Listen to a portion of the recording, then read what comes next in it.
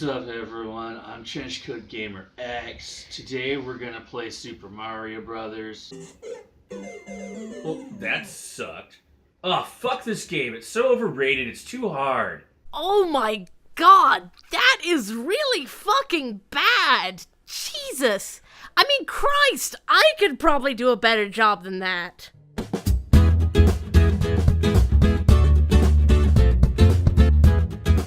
And thus, Otome-Nia was born.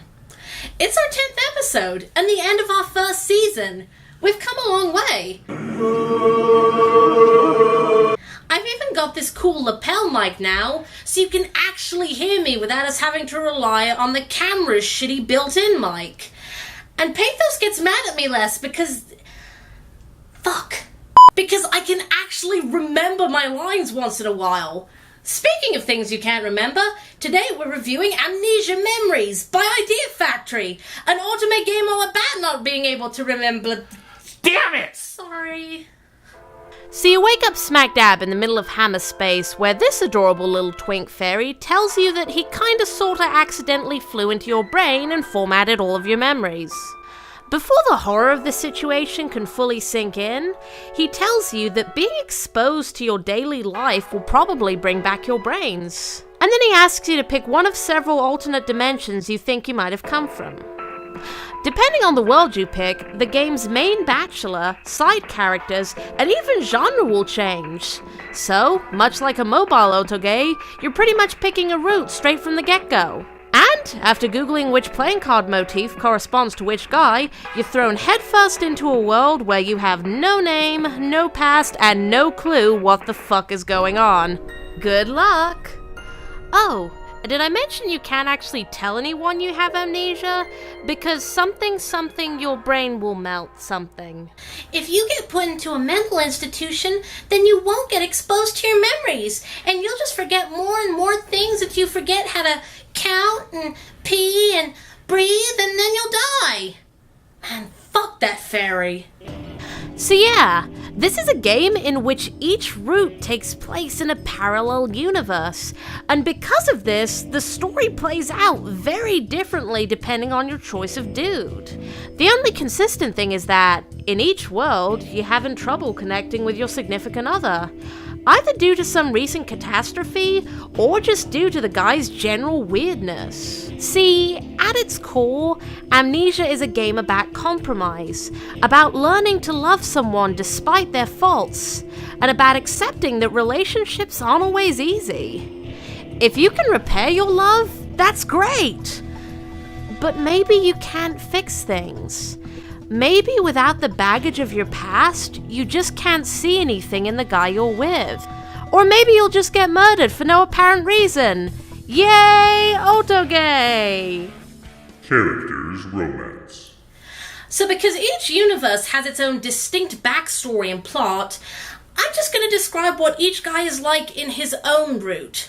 Because sweet Jesus, actually having to tell you that in World X, Dude Y is your new coworker, but in World Z, he's an old classmate, well, it'd just be really confusing and kinda boring. Hailing from Heart's World, we have Shin, your taciturn childhood friend whose pet name for you is fucking idiot. He's passionate, strong-willed, and blunt to the point of outright rudeness.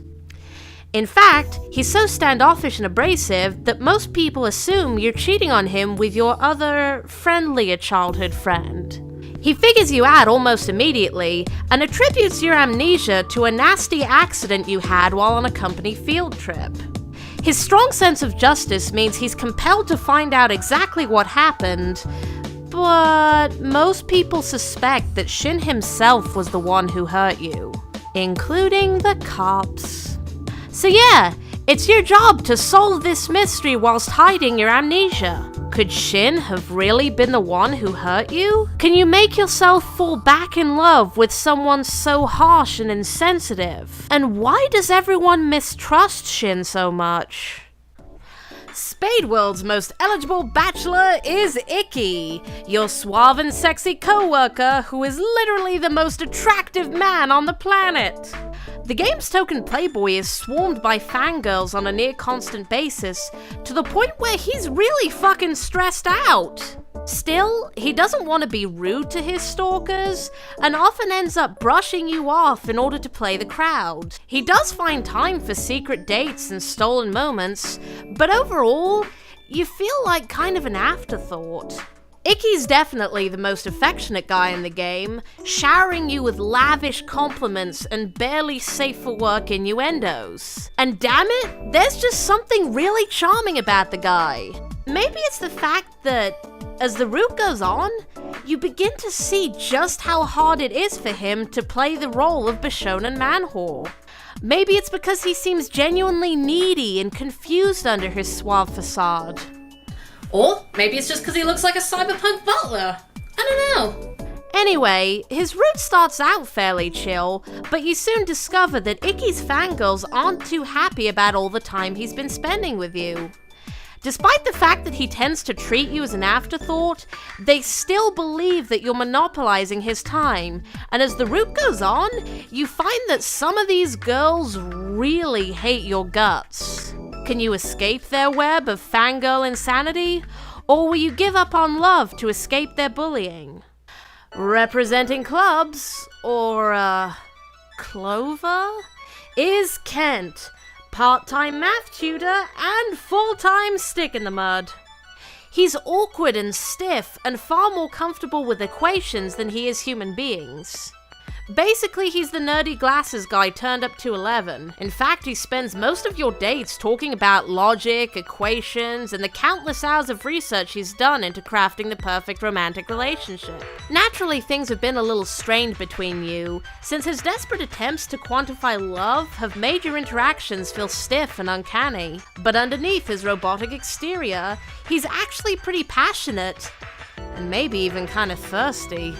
Like Shin, he's completely lacking in tact, but it comes across as more matter-of-fact than outright insulting. His route doesn't have much of a B-plot. Mainly it's just you coming to terms with his unusual mannerisms. Although before you lost your memories, you apparently had a massive argument which caused you to nearly break up. Too bad you can't remember what it was about. But I'm sure it was nothing important, right? Diamond's dashing dude is Toma, the other nicer childhood friend I mentioned during Shin's section. He's kind-hearted, considerate, and sweet to the point of being just a little bit nauseating. Anytime you screw up at work, or anytime Shin's being a prick to you, Toma's always there to jump in and clean up the mess. Basically, he's your stock standard protective older brother figure, to the point where in Icky's route, he's actually your brother. But not blood-related, of course. No. That'd be weird. Anyway, in Toma's route, you find out that you've recently fallen victim to a string of bizarre and terrifying pranks. Creepy threatening emails, shit being thrown at the back of your head, dead animals in your mailbox. You know, just your typical quirky randomness. Naturally, Toma's worried about your safety, and he pretty much forces you to stay over at his apartment until things settle down. And then things go straight to Foxville. And not in a good way either. And finally, there's Ukyo, who has secret route written on his forehead in bright red Sharpie, right next to the words fucking crazy. He shows up at random times, alternating between, "Hey, what's up? Just wanted to say you smell good today," and "Bitch, make one wrong move and I'll fucking cut you!" Naturally, his cryptic comments are all very foreshadowy, but saying pretty much anything about his actual past and personality would be a massive giant spoiler. So instead, I'm just gonna say that he looks like a Bishonen taxi driver, and that you should never ever be alone in a room with him. Because if you do end up alone in a room with him, you're gonna have a bad time. There are a bunch of other characters in the game. There are your 2 female co-workers, your manager, Icky's fangirl cultists, and a random dude who owns a villa on the edge of a cliff. The thing is, though, in every world you enter, their personalities are so different that it'd be almost impossible to write coherent character descriptions. In one world, your manager's a smiling, easygoing guy who barely talks above a whisper. In another world, he's an eccentric weirdo who's known for his stoicity. And in another world, he's a complete fucking lunatic who spends all his time screaming about how work is a war zone and customers are the enemy! It's definitely neat to see how the characters change between worlds. One world's childhood friend is another's bitter love rival, and it's so exciting to see what might have happened for the want of a nail. Or, a crazy anime taxi driver. The only character who doesn't really have a personality is the main character herself. Okay, to be fair, she had a personality, but because of her amnesia, it's pretty much completely irrelevant. Hell, in a lot of the routes, you get the best ending by acting like a completely different person than the one you were before.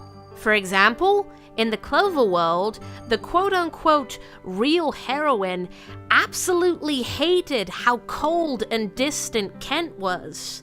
But in order to get his best ending, you need to do a complete 180 from that and be as demure and non-confrontational as you possibly can. It doesn't matter what kind of person the heroine was. It's your job to change that personality so that she's more compatible with her chosen guy. Honestly, she's such a blank slate that she doesn't even have a name. Gameplay. Amnesia's main gameplay innovation is that rather than having a single love stat for each guy, you instead have 3 separate bars to take care of. Affection is how our heroine feels about a guy, whether she understands why she fell in love with him, or whether she thinks her previous self made a mistake. Trust is the level of intimacy between them, how well the 2 of you get along. And suspicion is how close your guy is to figuring out that you have amnesia. As for how these stats affect the game's progression, it's never really made clear. In fact, the game never even tells you that these stats exist. From what I can tell, affection determines whether you get the most romantic ending or the just kind of okay ending. Suspicion seems to determine whether you get the really bad ending or just the slightly less bad ending. Look, I really have no fucking clue how this works. I ended up using a walkthrough because this game is really counterintuitive at times. In some routes, the good ending requires you to be as secretive as possible, working as hard as you can to maintain the illusion that you know what the fuck is going on. In other routes, acting like your old self is a one-way ticket to being horribly murdered. Yeah, murdered. Because the other main quirk of Amnesia is that there are a fuck ton of bad endings. And some of them are just too damned easy to get. A lot of times, you have to do things that make very little sense in order to get the best ending. And sometimes, the right choice will often seem wrong, because the guy's initial reaction is, "What the fuck? I'm not talking to you anymore." It's weird and confusing, and really the bars do very little to help you figure out what the hell you're supposed to be doing. Amnesia's final gameplay innovation is that you can play air hockey and rock, paper, scissors. It's completely pointless aside from unlocking a bonus CG, and it's pretty much impossible to do on anything but a touchscreen, but fuck it, I like air hockey. More Otome need random, pointless, inexplicable minigames, like Texas Hold'em, or strip poker, or Russian roulette, or that knife thing from Aliens. Yeah! Presentation. As you can see, Amnesia is a ridiculously pretty game. The art style is insanely detailed, with everyone having like 6 different eye colors, perfectly styled hair, and outfits that make no fucking sense. It's all very Nomura, what with all the chains and corset strings, torn up shirts, and... Wait, are all the guys wearing heels? Hell yeah! To be honest, I kind of feel like the art styles may be a little too complicated, but everything's so damn pretty that I don't really mind how ridiculous it'd look in real life. On top of that, I love the subtle animation of the character sprites. It's just blinking and lip sync, but it looks damn good. As for the music, holy shit! I fucking love this soundtrack! The whole score has this wonderfully dreamy, melancholic feel to it, with soft, gentle synths punctuated by moody, ominous bass lines. Probably my favorite track of the game is a piece called Everyday.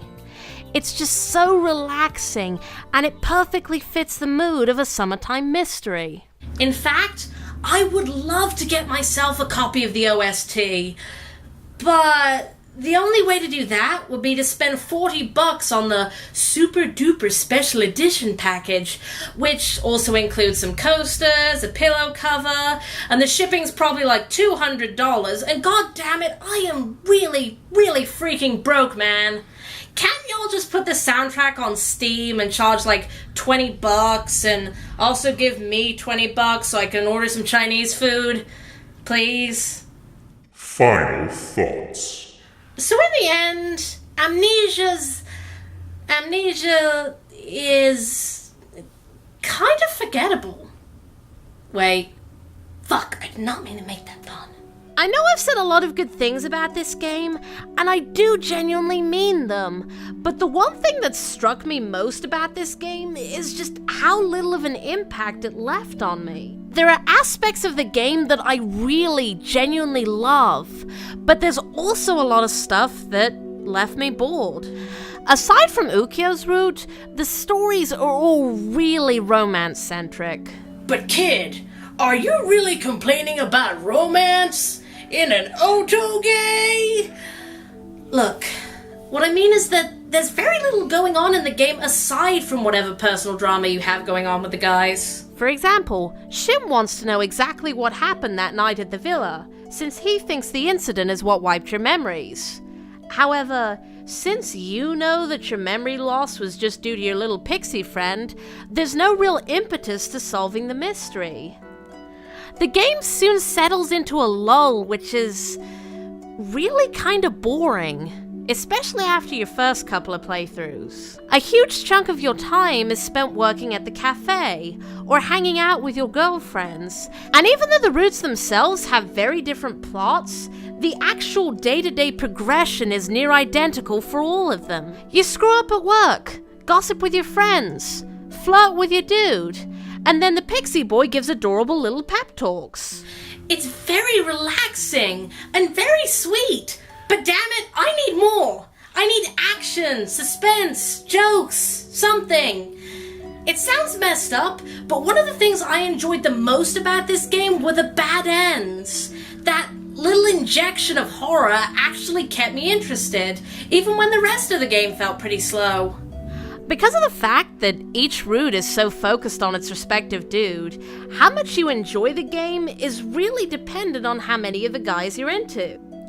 As for me, well, I loved Kent and Icky's routes. I thought Ukyo's was kinda neat. Toma's was alright. And I wanted to punch Shin in the fucking face. Seriously, there's something about that guy's attitude that I cannot fucking stand. But hell, then again, I'm sure he's got tons of fans out there.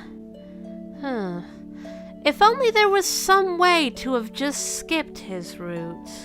Overall, Amnesia feels a lot like a mobile otoge. You know, the kind of thing you'd buy from Voltage, or D3, or Arithmetic. Actually, it's especially like the kind of stuff Arithmetic puts out. And really, while I haven't had a chance to play the mobile version, I kinda want to recommend that over the Steam release. Reason being, if there's only one or two guys you're interested in, you can just stick to their routes and not pay for the others. But whatever. So yeah, Amnesia's a game that's really, really pretty, with great music, interesting side characters, and a pretty unique premise. Still, Whether it's actually worth buying all depends on your taste in bishies. My advice is to take a look at some character bios and decide for yourself whether or not you want to take the plunge. And cut. And we're done. Holy Thank fuck, God. yay. I want to be. Let's boogie down.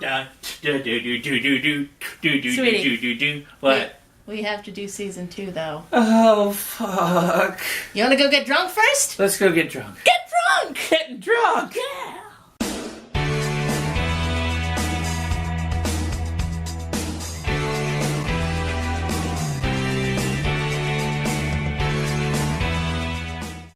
Thanks for watching the episode.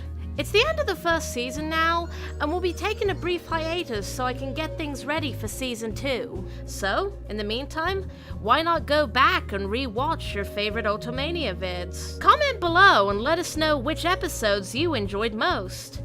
And maybe throw in a few suggestions for games you'd like us to review next season. Who knows? Maybe the next game we talk about might just be your favorite.